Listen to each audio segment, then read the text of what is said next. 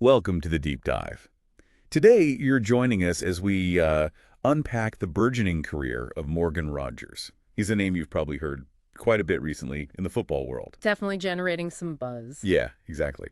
We've sifted through, the details of his journey so far, and our mission today is really to pull out the most interesting, the most significant parts of his story for you. And it's quite a story already, isn't it? I mean, you hear his name being mentioned alongside some, well, pretty iconic figures. Like who? Well, Musiala, Ronaldo, Yeah.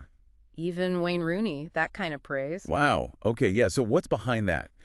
What are people seeing that prompts those kinds of, frankly, extraordinary comparisons? That's the question, isn't it? So to really understand what's fueling all this, we need to look at the key moments, the achievements, the building blocks of his career so far. Right, makes sense.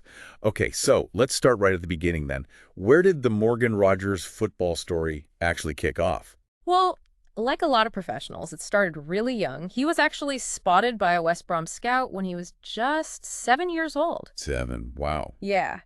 Getting identified that early, it usually means there's some kind of raw, natural talent there that just, stands out. 7 years old. Yeah. That is remarkably early to be picked up, but it sounds like that talent showed results pretty quickly, too. Our sources mention him playing a big part in winning the National Schools Cup. That's right. And not just playing, but actually scoring and getting the assist in the final game. What does that tell us, performing like that, so young? Well, I think performing like that, scoring and assisting in a final, it suggests he could handle pressure even then. Mm-hmm. Being the one to make the difference in the big moments, influencing the game, those are often early signs of, well, leadership potential, wouldn't you say? Definitely. Okay, so after that early success, he makes the move over to Manchester City's academy. That's obviously a huge step up. Huge, yeah. But it's also a place where getting senior football, Mm-hmm. well, it's tough. What's that environment like for a young player, the challenges versus the opportunities? Right. Getting into an academy like Cities, it means they see top-level potential in you. That's clear. Sure. But like you said, breaking into that first team full of internationals, it's a massive hurdle. So for young players there, it's often about intense development, learning from the best in training, but actual senior match time is usually pretty limited. And that lack of consistent senior game time, it often leads players out on loan, doesn't it? Which happened with Rogers, Lincoln City, Bournemouth, Blackpool. Yep, those three. To someone outside looking in, it might just seem like he's bouncing around a bit. Huh. But there's a strategy there, right? Right. What's the value for a player his age going to these different clubs, different leagues? Oh, absolutely strategic. Those loan moves, yeah, they mean adapting to new places, but they're often really crucial for development.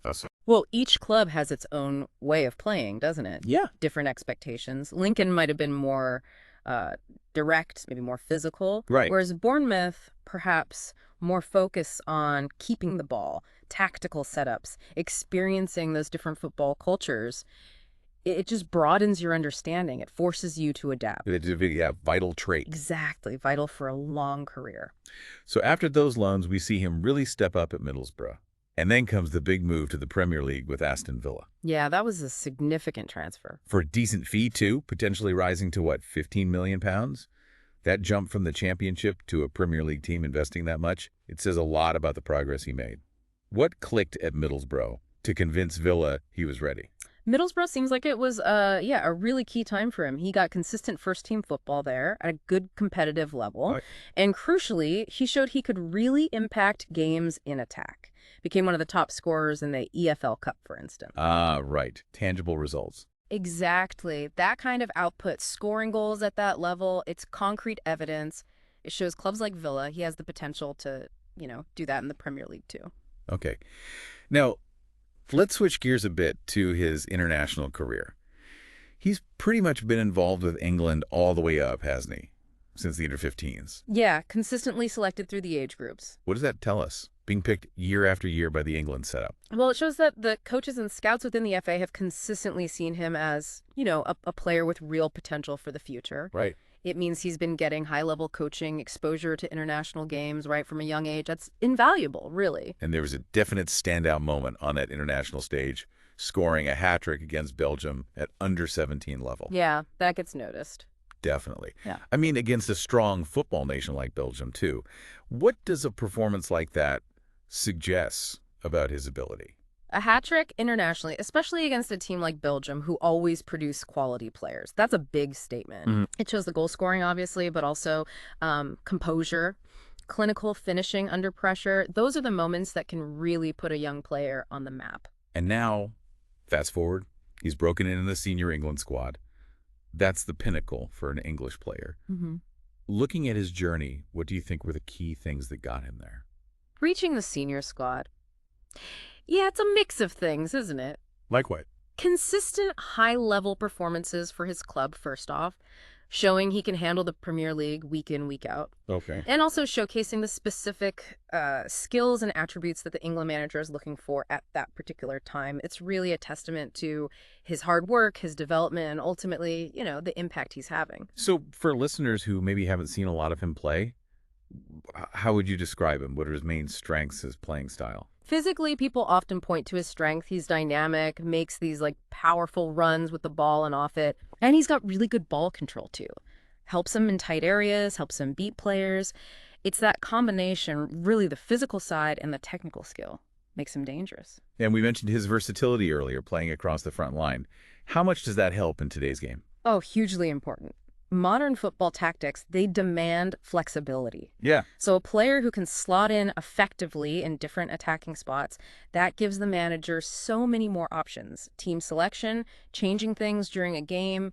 He can adapt, exploit different weaknesses. It's a massive plus. Which I guess brings us back to those comparisons we mentioned at the start. Musiala, Ronaldo, Rooney. They're huge names, obviously. Massive. But what specific things in Rodgers' game might make people even tentatively draw those parallels, even this early? Well, it's likely about seeing glimpses of similar traits, isn't it? Rather than saying he is the next Ronaldo. Okay, yeah. Like what specifically? Maybe those bursts of pace, the direct running when he attacks. Perhaps that reminds people a bit of a young Ronaldo. I can see that, yeah. Or maybe his strength on the ball, the way he can hold it up and link the play. Yeah. Maybe there are echoes of Rooney in that. Right, that ability to connect things. Yeah.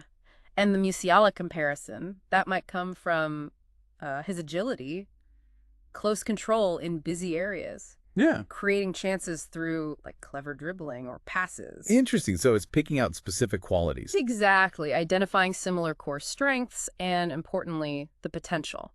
And it's not just potential, is it?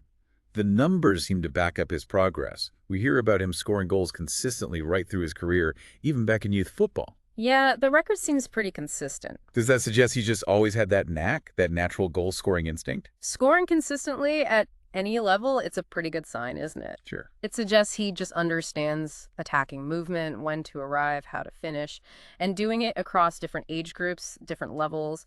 Yeah, it points towards a real natural talent for finding the net. And then there was the Champions League hat-trick. I mean, that's a massive moment for any player. Huge milestone. What's the significance of doing something like that on that stage? Oh, it's enormous. A Champions League hat-trick tells everyone you can perform at the very, very top level of club football against elite opposition. Right. It's a huge confidence booster for the player, obviously, but it also really elevates their status globally. It signals they've got the potential to be a major force in the biggest competitions. And his trophy cabinet, or list of achievements, already includes things like the FA Youth Cup with City, EFL Young Player of the Month, being the EFL Cup top scorer. These aren't small things. No, not all. What do those tell us about his overall path? They paint a picture of success at different stages, don't they? Oh, yeah. Winning the Youth Cup shows he was part of a top youth team. But the individual awards, like Young Player of the Month or Top Scorer, show he can stand out personally, perform exceptionally well within those competitive leagues. It just builds this narrative of, consistent progress and achieving things along the way. And for anyone listening who wants to dig a bit deeper into his career stats and timeline, the conversation we drew from mentioned that Wikipedia actually has a pretty detailed and well-sourced page on him. Yeah, that's usually a good starting point, isn't it? Provides a solid base for verifying details and exploring further if people are interested. Definitely worth checking out. So as we sort of pull all these threads together in this deep dive on Morgan Rodgers, what would you say are the core factors behind his rise? What are the main takeaways from his story so far? I think it looks like a really potent mix, actually. You've got the clear natural talent to begin with. Right. But then there's obviously a strong commitment to hard work, to developing that talent, and also Making some pretty smart career Like moves. those loans we talked Yeah, about. exactly. Those decisions to go out, get that experience, adapt to different styles, that seems crucial. It really does sound like he hasn't just waited for things to happen. He's been quite proactive in his own development. That's a good way to put it. Proactive. Seems like he's embraced the challenges, learned from all those different spells, and really taken the initiative to improve at each step. Which makes him a pretty compelling example, doesn't it, for younger players trying to make it, maybe even a bit of a role model, showing that mix of dedication needed alongside the skill. I think so. His journey really underlines that talent alone isn't enough, right? Yeah. It needs nurturing, hard work, always wanting to learn and get better, and yeah, being smart about your career path. Well, it's certainly been fascinating digging into the journey of Morgan Rogers with you. From those early days getting spotted, right up to being an exciting talent playing for England and scoring in the Champions League. Absolutely. It's been a really insightful look at a player who clearly has bags of potential. So it leaves you, the listener, with maybe this final thought to chew on. Given everything we've discussed, his rapid rise, those big comparisons, what do you think is the next major step for Morgan Rogers? And looking further ahead, what characteristics, what achievements will ultimately define his legacy in the game? Definitely something to think about. Thanks for taking the deep dive with us today.